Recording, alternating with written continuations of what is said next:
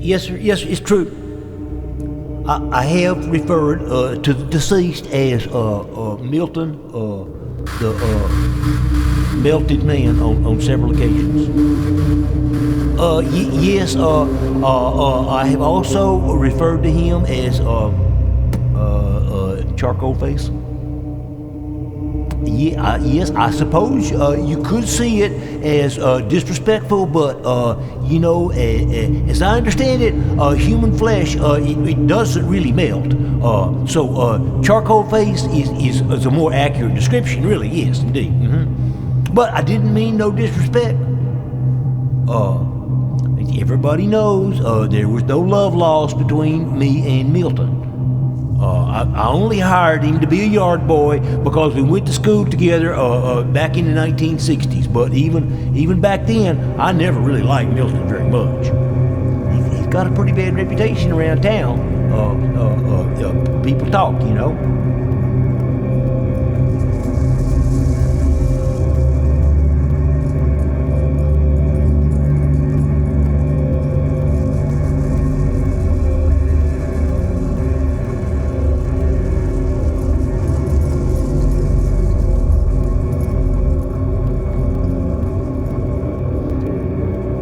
Okay, well, it happened like this.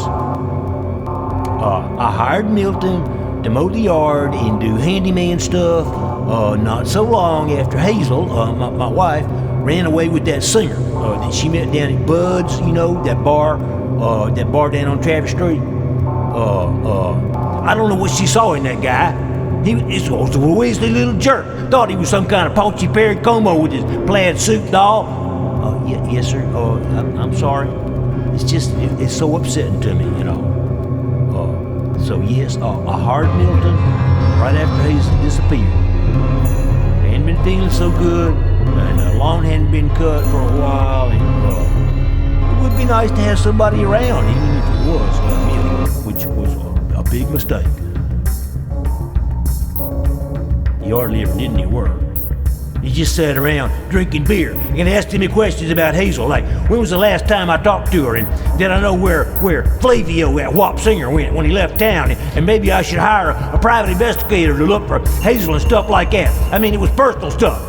Milton shouldn't have been asking me questions like that. It wasn't any of his goddamn business. I'm sorry, Your Honor. I'm sorry. I will not do it again. I'm sorry.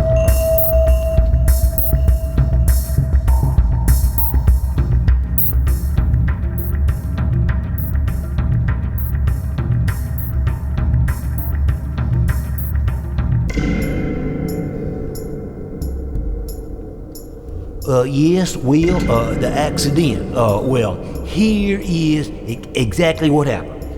You see, Milton was in the garage. I had him doing some refinishing work for me on the kitchen table. Oh, he hated it too. It was hot as hell in that garage, and he had to wear a respirator mask and coveralls and gloves, all that. I mean, he hated it, for sure.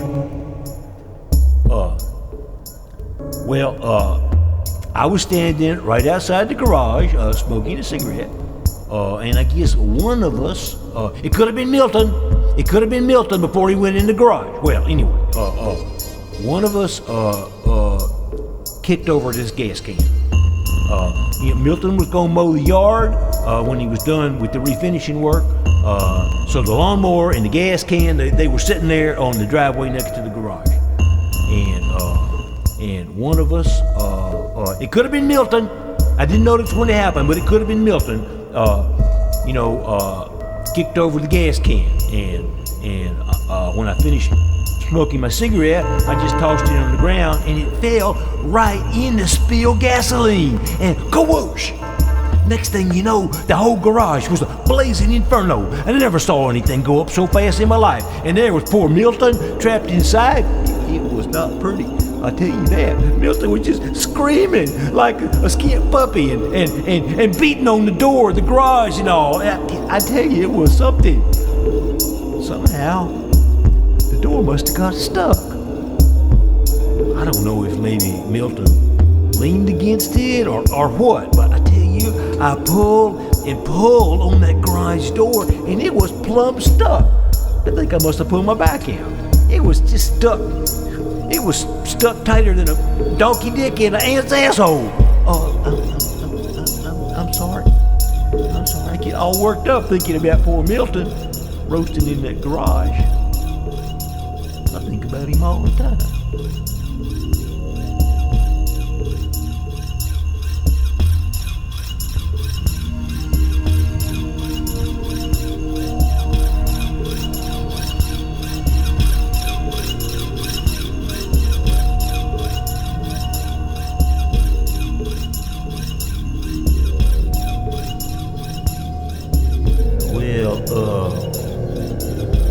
Yes, it is true. I have remarked to several people that I know this is going to sound strange, but yes, I have told people that I have seen Milton several times since he passed away. Yes, sir, I know it sounds strange, but he has come back as, well, I guess you'd say he's come back as a ghost or a spirit or some kind of unearthly presence. It was just about a week or so ago after the accident when Milton just all of a sudden showed up one night while I was watching the Sports Center on the TV. And, you know, I watch the Sports Center every night. Hazel, she would get so upset at the end of the day when I turned on the TV and opened the beer. All she wanted to do was talk. Yak, yak, yak. Yak, yak, yak. That's all Hazel wanted to do was just talk while I wanted to watch the Sports Center. Excuse me, I'm sorry.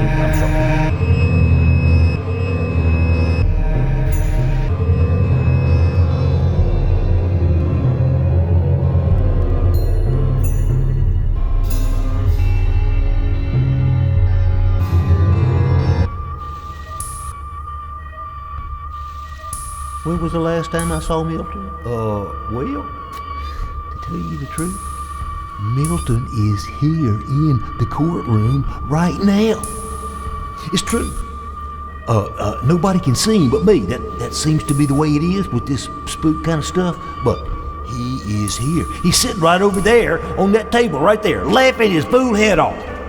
He follows me everywhere I go. I mean, I can't go to the bathroom without Milton sitting there on the floor, bloodshot eyes, staring back out of that black, crusty face. He looks like some kind of laughing log that was burned up in a forest fire. And he sings. He sings, too. He sings all the time.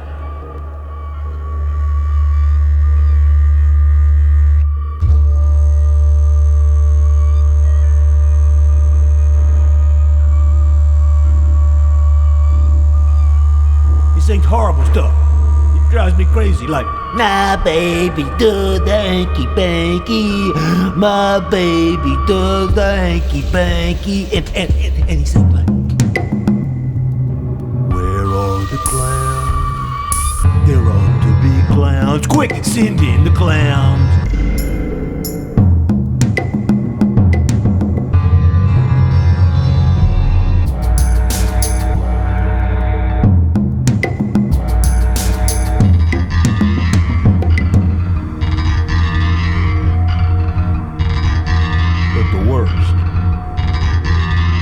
The worst of all, he keeps singing. He keeps singing. I'm coming, for my head is hanging low.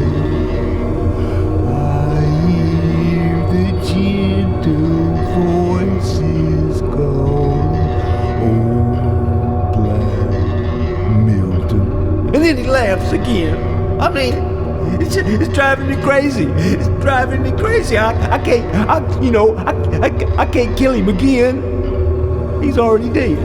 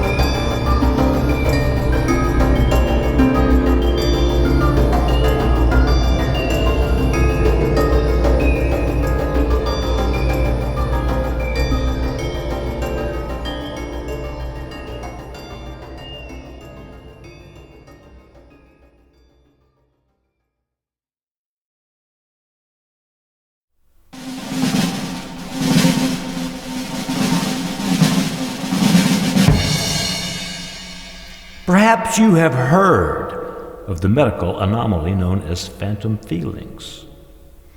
This curious phenomenon occasionally occurs when an amputee professes to have feelings or sensations in the area of his missing limb, sometimes even years after the arm or leg has been removed.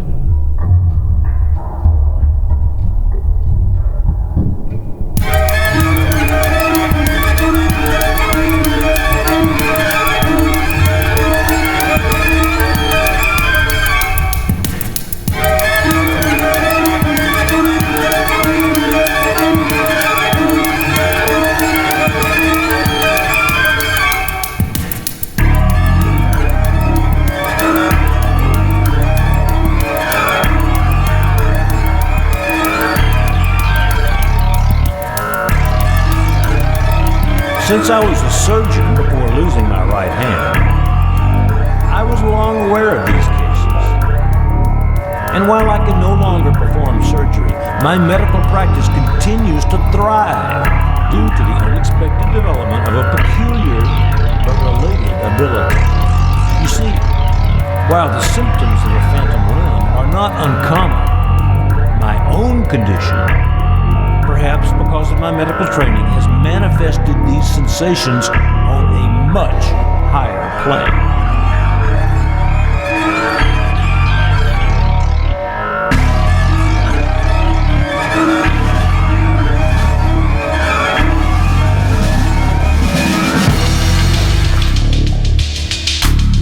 This unprecedented skill lies in my expertise in diagnosing internal abnormalities within the abdominal cavity of my patients, strictly through the use of my missing hand.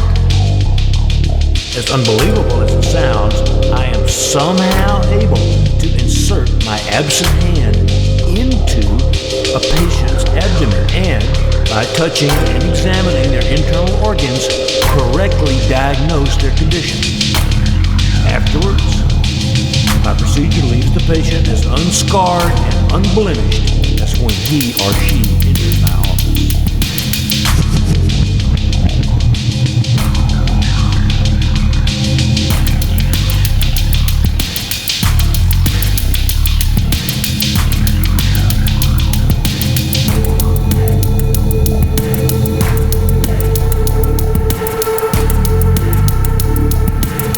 Please understand, the idea of appearing on Oprah or Dr. Phil strikes me as distasteful in the extreme.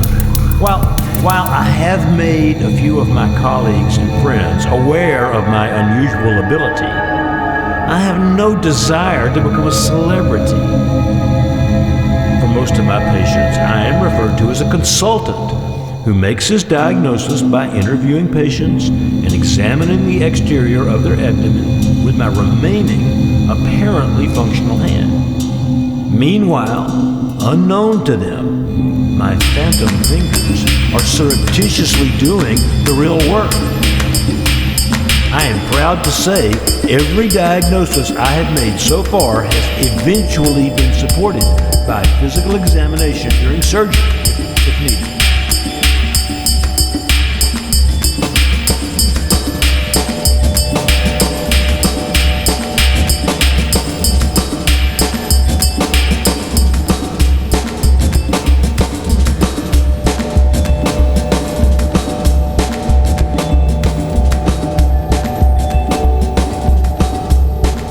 I make these assertions to assure you of my unassailable credibility, as the following statements will certainly cause you to doubt my sanity. In fairness, I can only doubt it myself, but please hear me out. These are the facts. My best friend is a man named Bud Borgo. Bud's wife is Queenie. I have a golden retriever named Cleo. While these disparate comments are seemingly unrelated, the following events will soon demonstrate their connection.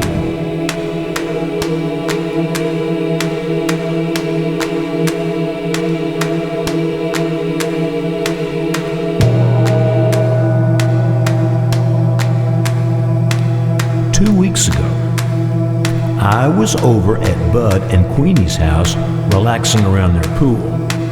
It was a typical low-key summer afternoon, with Bud napping on a chaise lounge while Queenie and I paddled around the pool on inflatable chairs. After deciding to go inside for a drink, the two of us slid off of our chairs and headed over to the side of the pool. Then, with me directly behind her, Queenie started up the ladder, slipped, and fell back into my arms. Now, you have to understand, this was a completely unexpected and an accidental incident. I'm extremely fond of Bud and Queenie and have the utmost respect for their privacy and personal space. But in the process of trying to stabilize the flailing Queenie, I stuck my phantom fingers into her stomach. The resulting shock was both immediate and twofold. First, she reacted with a convulsive, jerking motion that I've never previously encountered. And secondly, I realized that Queenie is not human.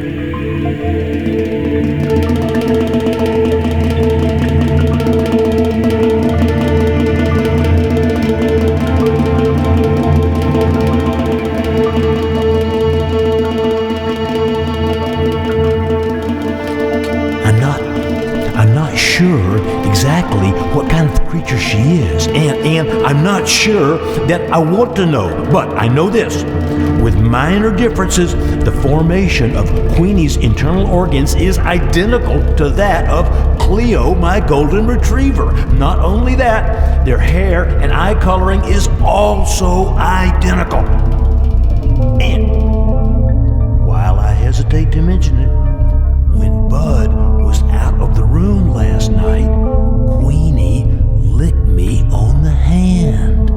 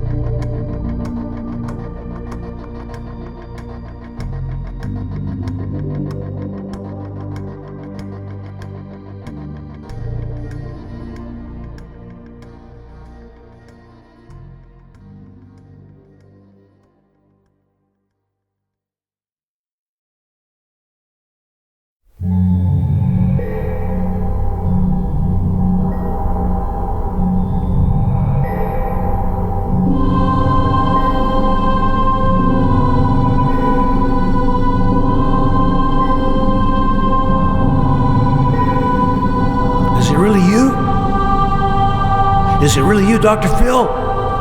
Gosh, I never thought you'd return my call, but I guess you must have seen the article about Florence and me in the newspaper.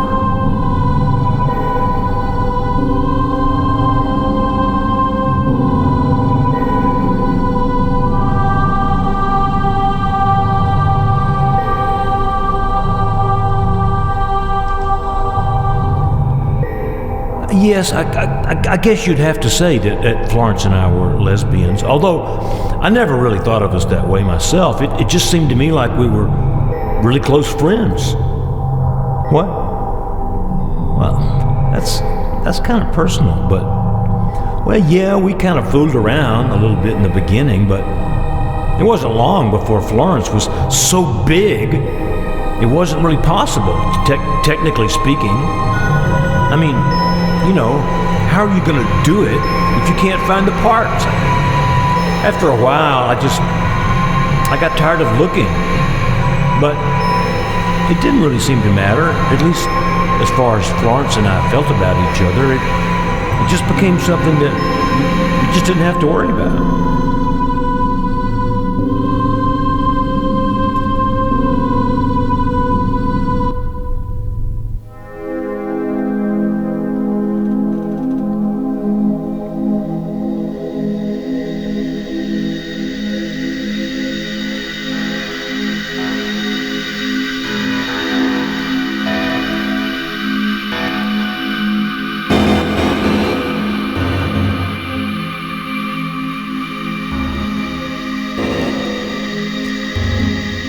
But it seemed like the further away we got from each other, physically at least, the closer we got spiritually, and the closer we became. You know, the more I wanted to make her happy, which of course always meant eating. Florence had inherited some money from a rich aunt who passed away, so I didn't have to work. I really didn't have to do anything except feed Florence, and as strange as it seems, that's all I really wanted to do. It gave her and me in return so much satisfaction to see Florence eating buckets of hot buttery popcorn and gallons of ice cream, or several chickens at one sitting. Of course, it wasn't long before she couldn't sit at all. She couldn't do anything but lay there as I loaded pies, cakes, French fries, and dozens of hamburgers up onto the oversized tray table attached to Florence's bed, which was, of course, a custom job, all reinforced with steel I-beams.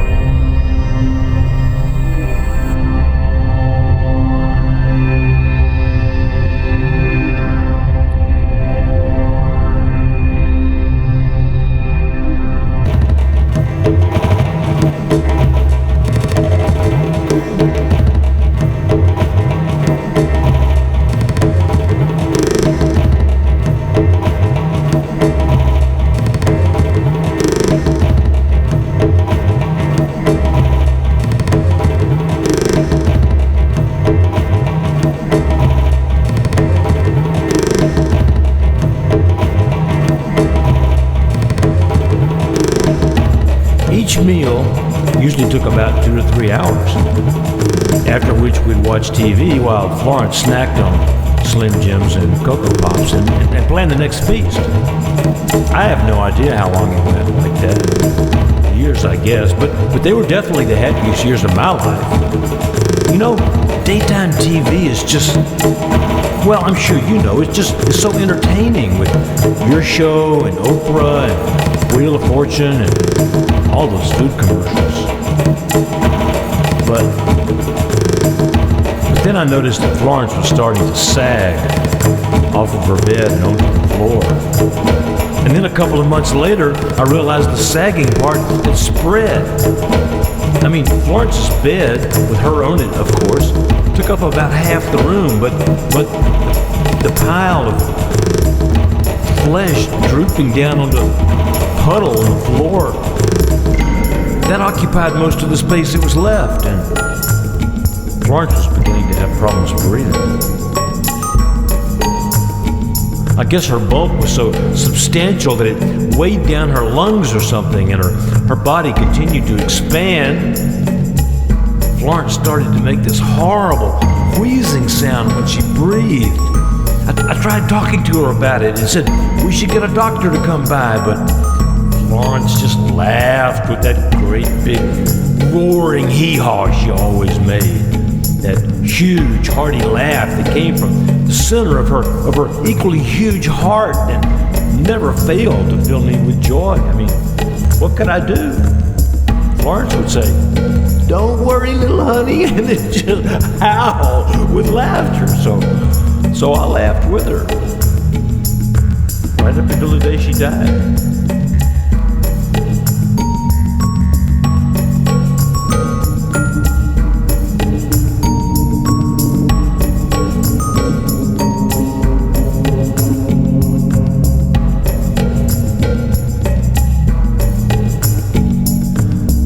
I guess I could see it coming. I mean, looking back, how could I not? Florence weighed 1,875 pounds when she died. A few months before she passed away, we built a small wall of concrete blocks around the edge of her room, limiting the spread of Florence's bulk and allowing me to get to her. Otherwise, my friend's vast pool of flesh covered the entire room, wall to wall, 3 feet deep. Poking out from one corner of the pool were Florence's head and hands. Everything else had long since disappeared into the huge mound of humanity known as Florence. Of course, after she died, there was no normal way to get her out of the room. The door had stopped functioning as an exit several years before, and I simply would not allow the morticians to cut Florence up into 15 or 20 movable chunks like they suggested. I mean, I couldn't bear to see my best friend reduced to slabs of meat, wheelbarrowed out into a refrigerated truck.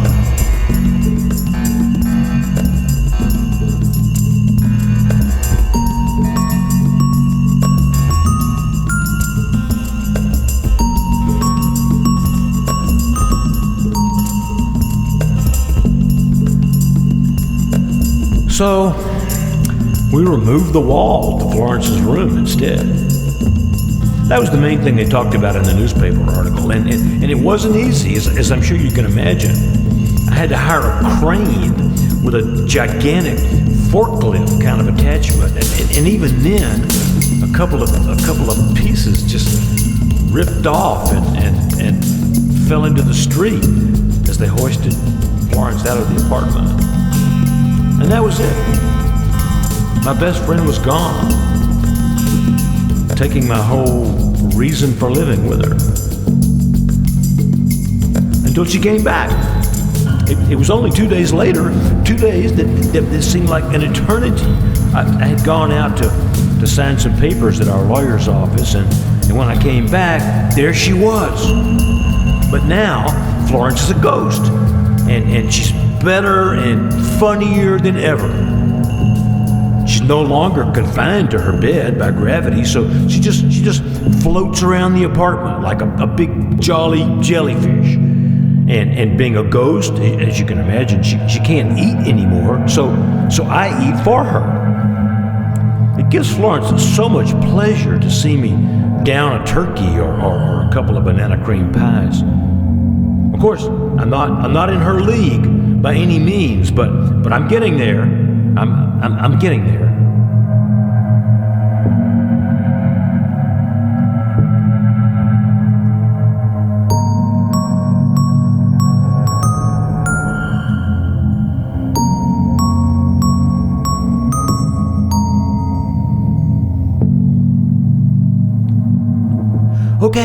Okay, I'm coming. I'm sorry, Dr. Phil. The Domino's guy is here with my pizzas, and it's almost time for Judge Judy. So I'm sorry, I have to go. I have to go now.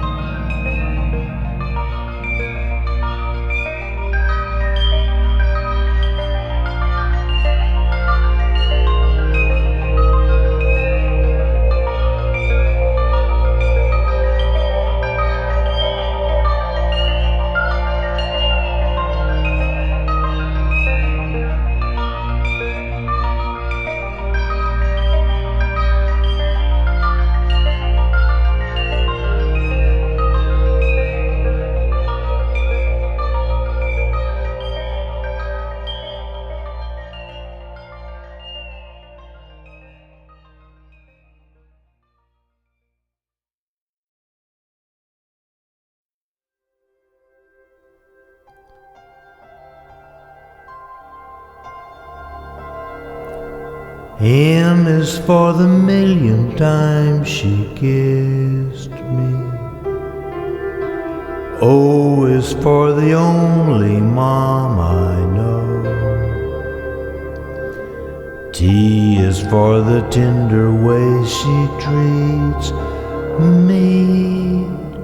H is for the hunger in her home.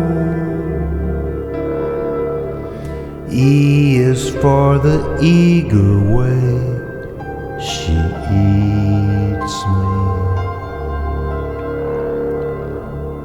R is for the rage inside her soul.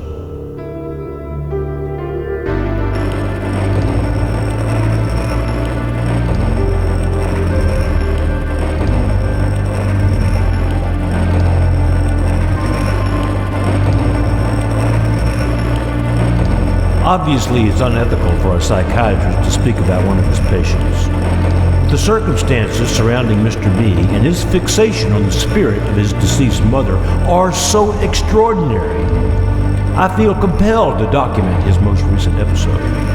Please understand, my reference to B's delusion as a spirit is simply a reflection of B's own terminology and not an expression to which I am normally given.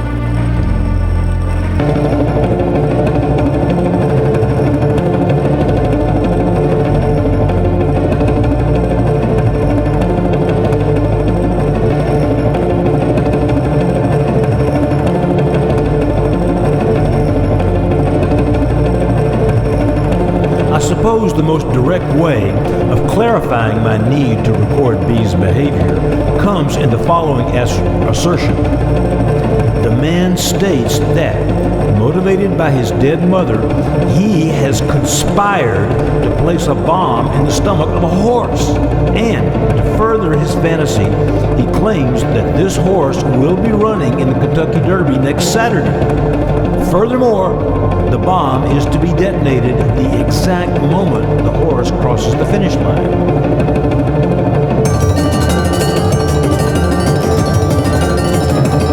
Compounding this preposterous claim is B's statement that this entire scheme has been devised by his late mother as a vehicle conceived for the reinforcement of the dead woman's ardent anti-gambling stance. With complete conviction, the man states that the explosive device has not only been prepared, but his mother, through some device known only to the formerly living, has already positioned the bomb within the belly of the beast.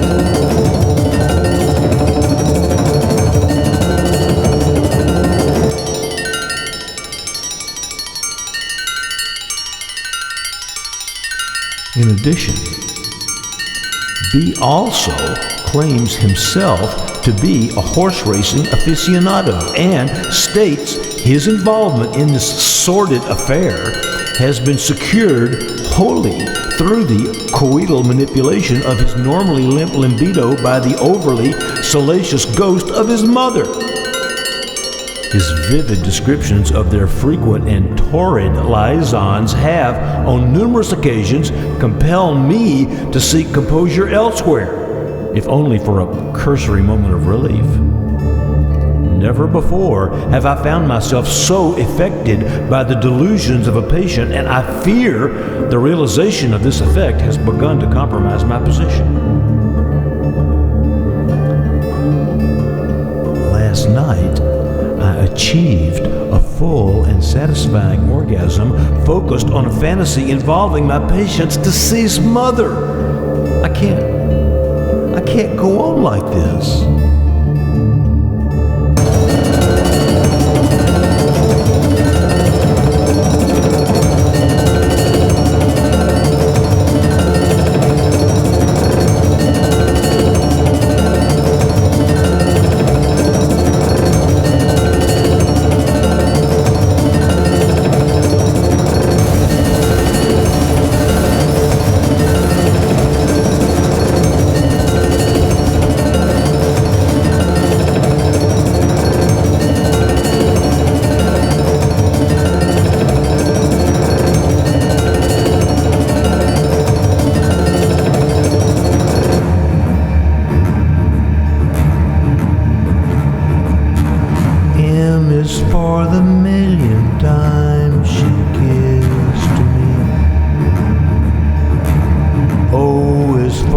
only mom I know. T is for the tender way she treats me. H is for the hunger in her home. E is for the eager way she eats me.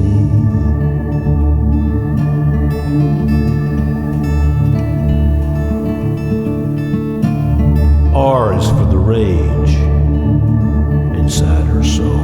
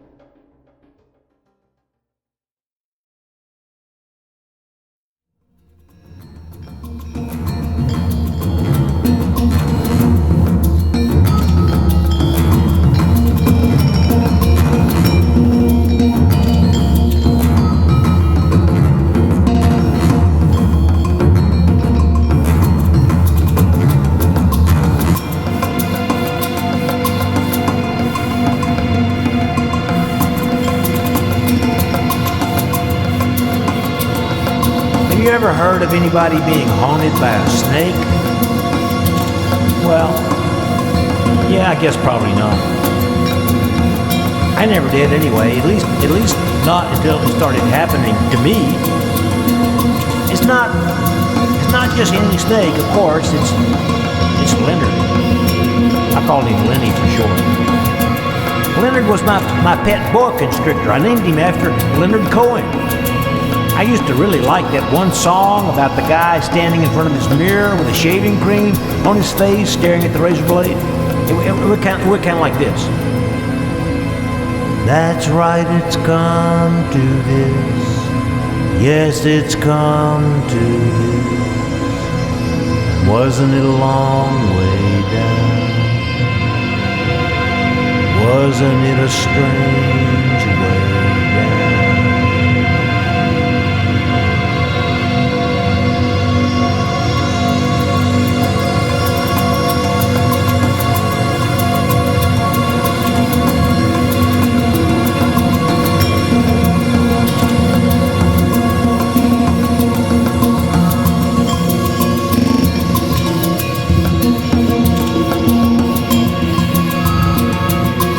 Well, I used to sing that song whenever I would feed Leonard.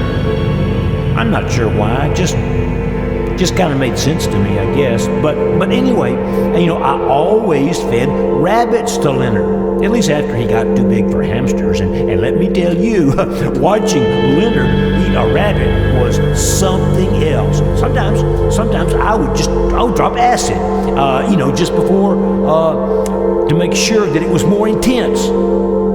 But old Leonard would just kind of slowly take his time. And that rabbit would just be shaking like a one-legged horse in a hurricane. Well, anyway, Leonard would look like he wasn't even paying any attention to that rabbit. But the rabbit, oh, that rabbit, he knew what was happening as Leonard got closer and closer. And then wham! That that rabbit practically disappeared inside the coils of Leonard's muscular body as it tightened and tightened around the pathetic little bunny until Leonard eventually opened his mouth, dislocating his jaw to make it wider and wider until he finally swallowed the rabbit in one big gulp. Well, it wasn't exactly a big gulp like you'd drink one of those slushy things from 7-Eleven. It was more like Linda Lovelace gulping that guy's penis in deep throat, except of course the penis eventually came back out and the rabbit never did.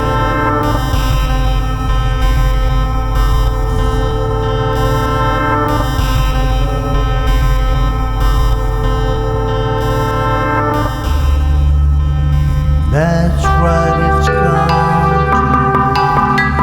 to be. Yes, it's gone to be. And wasn't it a long way down?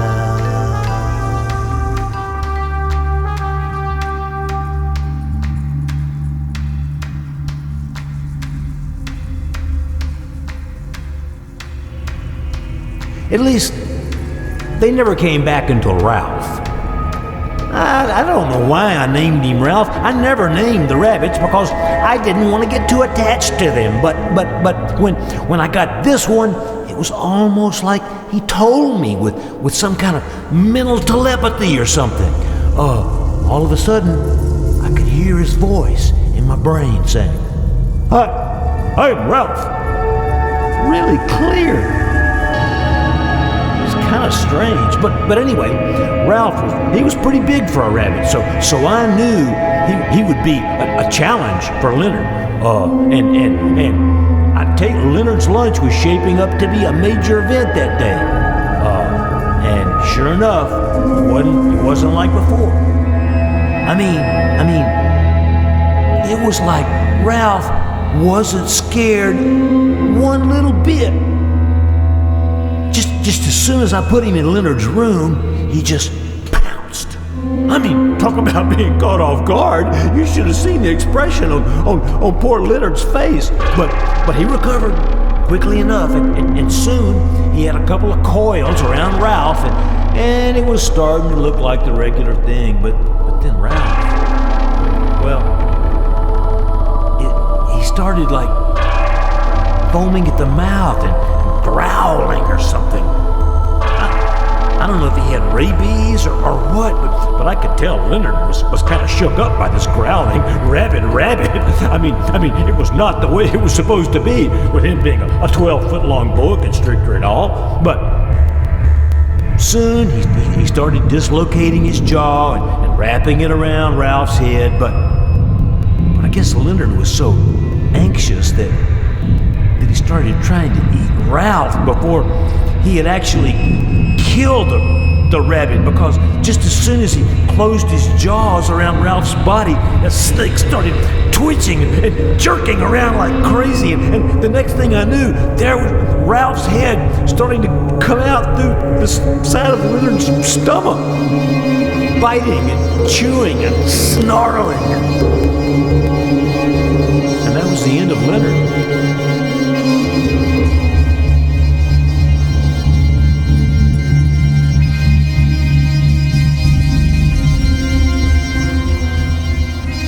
Well, that was the end of Leonard until he started coming back as a ghost.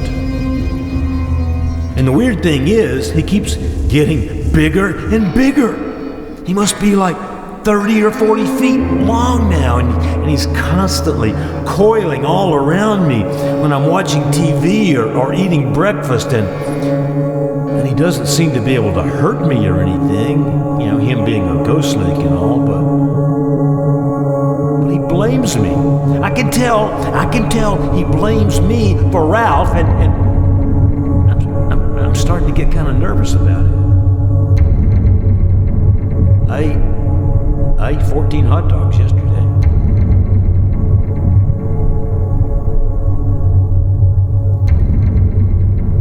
That's right, it's come to this.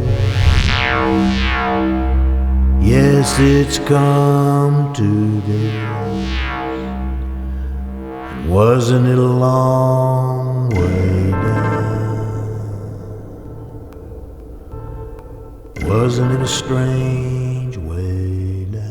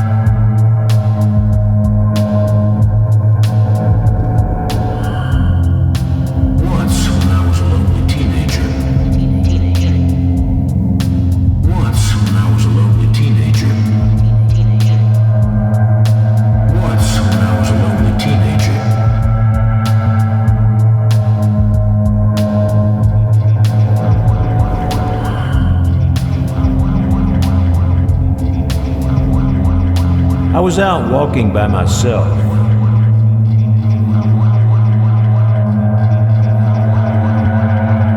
The land was badly eroded.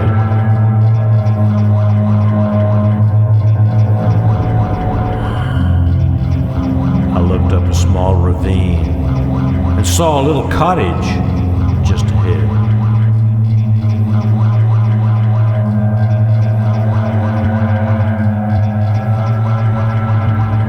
I noticed a weathered piece of paper stuck to the door.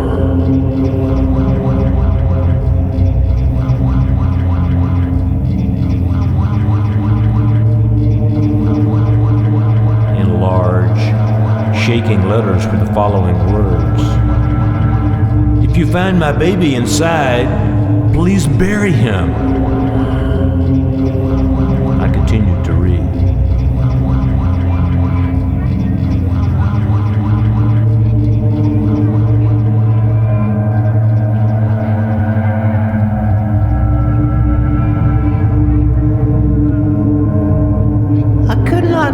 Stay here no more. Something has my baby in that house, and I can't get him back. I don't know what it is, except some kind of light surrounds him. Every time I try to reach into the light and grab my baby, it gets so hot, it burns my hands, and I don't know, it don't seem to be hurting him none. Some kind of voice keeps coming out of that light, though, and telling me to find the ring. Find the ring. I tried to find it. God knows I tried. I tore up the furniture, and I pulled up all the floorboards, and I even ripped up the wallpaper, but I can't find no ring anywhere. I ain't slept for 3 or 4 days, and now I don't know what to do except to try and find some help. I'm so weak, I don't know if I can make it back to my poor baby. Please help us, God, because I think we may have wound up in hell, and my poor baby ain't done nothing to deserve this. Edna Ray Hawkins.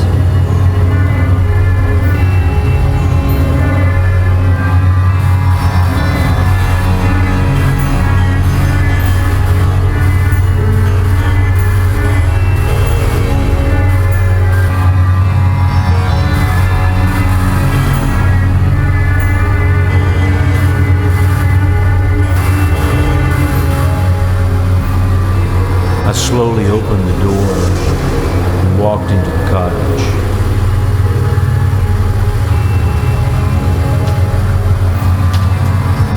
The interior of the small building was in a state of total chaos.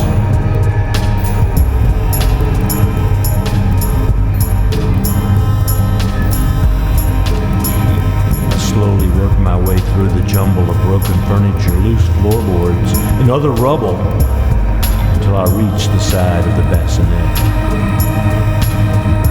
It was strangely spotless, and the top was covered by a clean white blanket.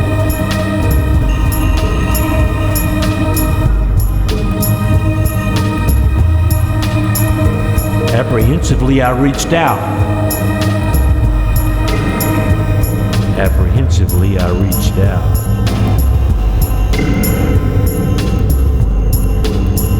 Revealing the perfectly formed skeleton of a baby clutching a wedding ring in its right hand.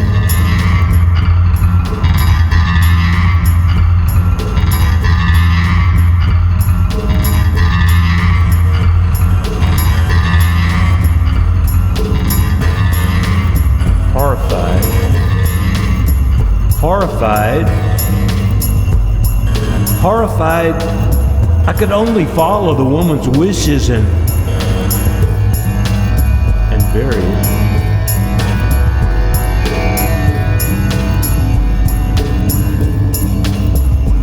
Somehow I managed to drag the bassinet out into the ravine outside. Using a stick and my fingers, I scratched out a shallow hole in the dry dirt.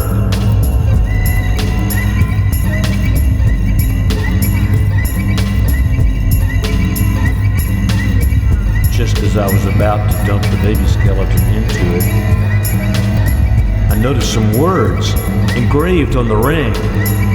I was so disturbed by the whole incident, I wanted to just leave everything and run home.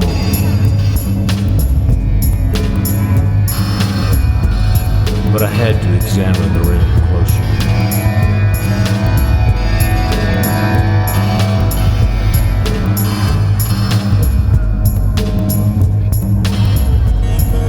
The touch of small bony fingers against my own added a sensation of nausea to my already unsettled stomach, but I still managed to free the ring. As I brought it closer to my eyes, I could make out the words.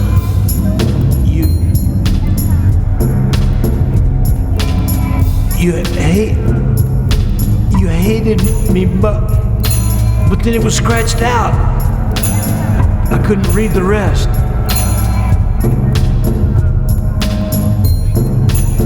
Unable to contain my feelings of fear, I threw the ring and the baby skeleton into the hole, covering him with dirt, and ran home.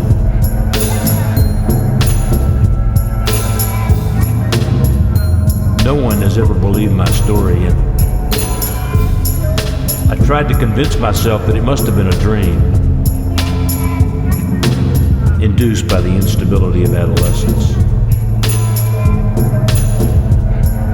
I take comfort from that thought.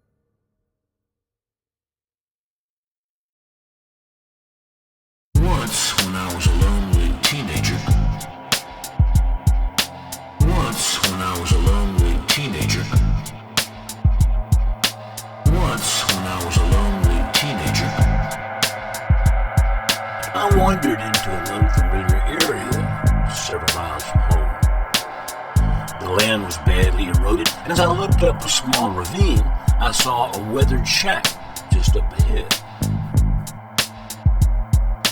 Once, when I was a lonely teenager, it wasn't very inviting. Once, when I was a lonely teenager, it wasn't very inviting.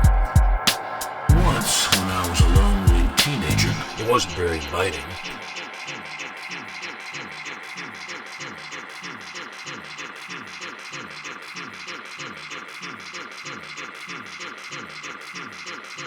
And as I got closer, I had the feeling that it must be deserted. I might have walked on by until I noticed a faded piece of paper stuck to the door and became curious to see what it said. In large, shaking letters were the following words: "If you find my baby inside, please bury him." Lost in the light, lost in the light, lost in the light, untouching forever. Lost in the light, lost in the light, lost in the lack of love. Startled by such a strange message, I took the note off the door and realized that it was several pages long. Here's the conclusion. I could not stay here alone. Something has my baby in that house, and I can't get him back. I don't know what it is, except there's some kind of light surrounding me. Every time I try to reach into the light and grab my baby, it burns my hand, but I don't seem to be burning. Some kind of voice keeps coming out of that light and telling me to find the ring, find the ring. I tried to find it. God knows I tried. I tore up the furniture and pulled up all the floorboards. I even ripped off the wallpaper. I can't find no ring anywhere. I ain't ate or slept for 3 days now, and I don't know what I can do except go and try to find some help. But I'm so weak. I don't know if I can make it back to my poor baby. Please bless us, God, because I think we may have somehow wound up in hell. I get the feeling it must be my baby's fault. I can't see that he's done nothing to deserve this. Sincerely, Ed Ray Hawkins.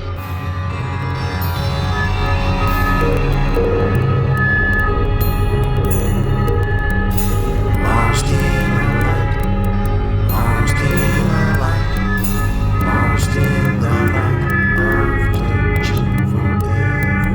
Lost in the light, lost in the light, lost in the lack of love.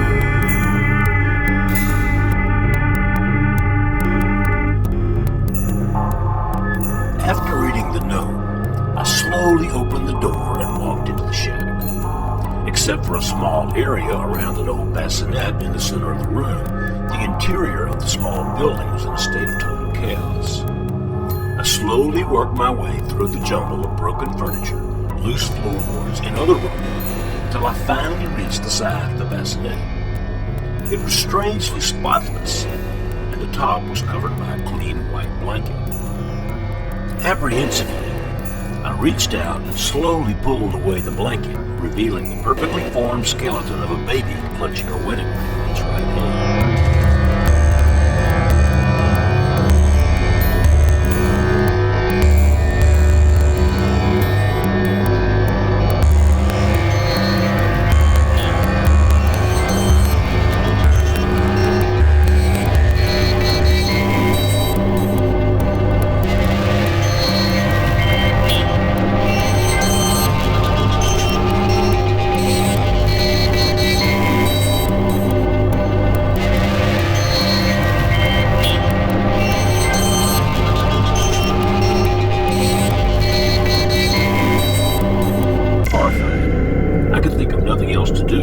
Followed the poor woman's wishes and buried her baby's sad remains.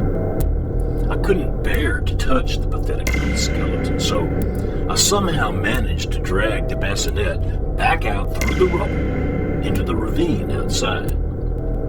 Using a stick in my fingers, I scratched out a shallow hole in the dry dirt, but just as I was about to dump the baby skeleton into it, I noticed something engraved on the ring.